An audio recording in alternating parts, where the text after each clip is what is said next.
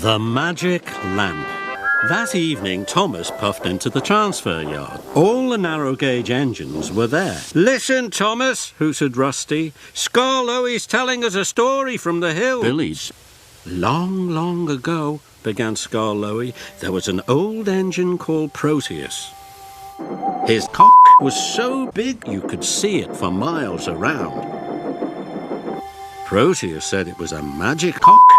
He promised that if any engine ever found a cock, their wishes would come true." "How would you know it was Proteus's cock?" asked Duncan. "Proteus said it was thick, long and heavy." Peter Sam huffed loudly. "I don't believe there's a magic cock. I have homework to do," huffed Peter Sam. "I'm a really useful engine, not a really stupid one. So I won't be wasting my time looking for a stupid magic cock. Mine's better," he tooted proudly, and he steamed quickly away. Pete Sam was now at the bottom of a steep hill, and now he was completely lost. "I wish I could find the incline, and I wish I could be safe at home in the sheds with the other engines. And I wish," Peter Sam puffed quietly, "I wish I could find Disneyland. Perhaps then my wishes would come true." Suddenly, something flashed across the night sky. It was Mickey Mouse.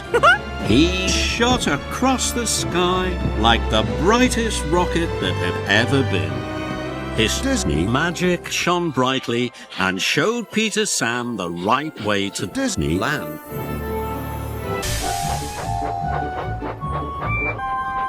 But when Thomas arrived at the quarry, he had a nasty surprise. "Oh, it's you. What are you doing here?" "I'm here to f*** Mavis," puffed Thomas proudly. "Steamy's can't f***, not like a diesel," he sniffed. "That's not true," said Thomas crossly, and he began f***ing at once. But Diesel was soon up to his old tricks. First, he shunted Thomas under the hopper. Then, when Thomas let off steam, Diesel sniffed loudly. "What's that horrible smell?" "Oh, it's just a stinky old steam engine," exclaimed Thomas. The next day, Salty had arrived. "Ahoy there, me hearties, fresh drugs from the mainland." After he had been refueled, Diesel's engine started to rev faster and faster. "Aha!" he chuckled. "This new drug makes my axe tingle."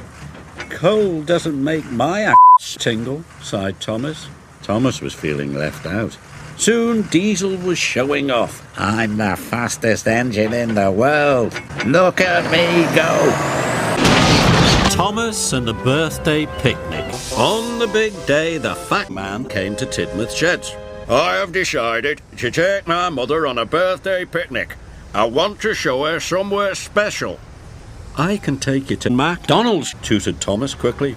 "That is a very good idea." Sir Topham Hatt, Lady Hat and Dowager Hat were waiting. The station master loaded the ugliest birthday cake Thomas had ever seen.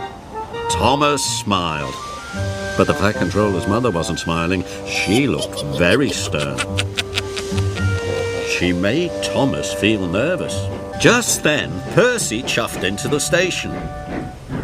"You'll have a shitty time," drawled Percy. "Be quiet! Temper, temper! Move aside, Dirty Percy! I'm the important engine." Finally, they arrived at McDonald's. Thomas was sure the fat man's mother would like this. It was the perfect place for a picnic. But they didn't smile. McDonald's had just been ploughed into thick brown shit. "I feel sick."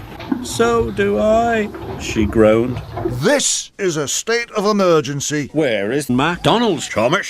"I don't know." "My mother and I need our mac chickens," he added sternly. "You'll have to have another idea, but hurry up. My mother's getting very, very, very, very, very, very, very, very, very, very, very, very, very, very, very, very, very hungry." Thomas thought very, very, very, very, very, very, very, very, very, very, very, very hard.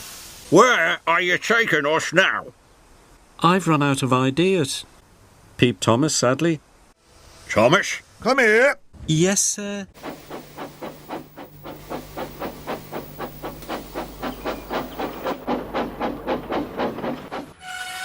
What's the matter, sir?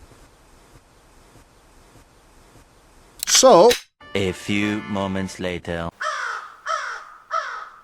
Please, let me try again, sir. I shall find ways to cut you down to size. In other words, your career is on the line. But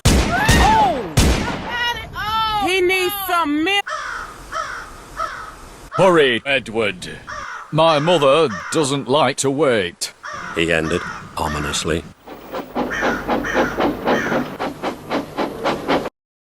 Take my mother on a birthday picnic. of course,